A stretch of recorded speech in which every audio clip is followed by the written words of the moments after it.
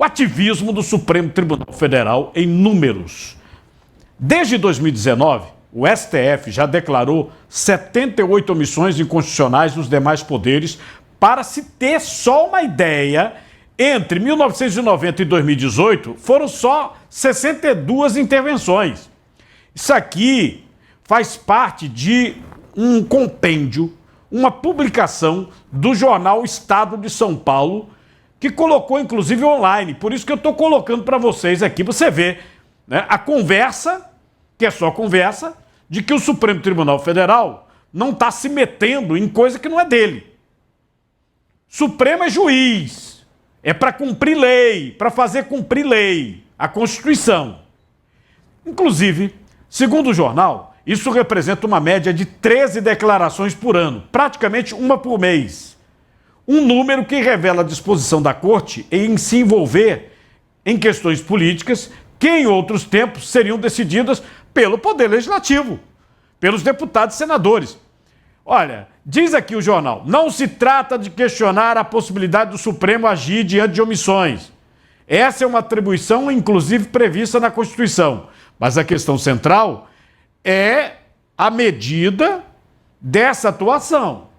Como um remédio, a diferença entre saúde democrática e a doença institucional está na dose.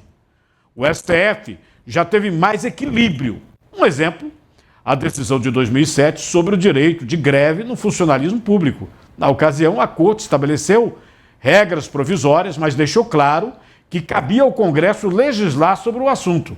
Hoje, o STF tem ido além, passando a legislar sobre temas como criminalização da homofobia. Imagina, não tem no Código Penal, não tem na Constituição. É uma lei inventada. Demarcação de terras indígenas, a questão da regulamentação das redes sociais. A lei, o marco da internet, que é a lei da internet do Brasil, que regulamenta a rede social. É uma lei que, para a lei, é recente. É 2014, pô. Uma legislação discutida com o senador, com o deputado, com a sociedade, aprovada, sancionada, inclusive pela presidente da República na época, Dilma Rousseff, que é do PT. Então o que tem de errado? Ah, não, porque não pode deixar Bolsonaro. É isso? Errado é Bolsonaro. É medo de Bolsonaro. Ah, pelo amor de Deus, com o negócio de medo de Bolsonaro, soltaram até bandido por aí, mano. Que história! Especialistas alertam para o risco do movimento.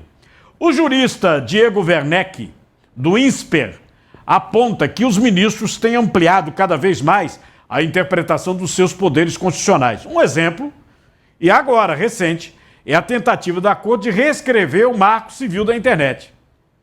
Imagina, se o Congresso ainda não fez alguma coisa além do Marco Civil, que é de 2014, é porque não tem consenso.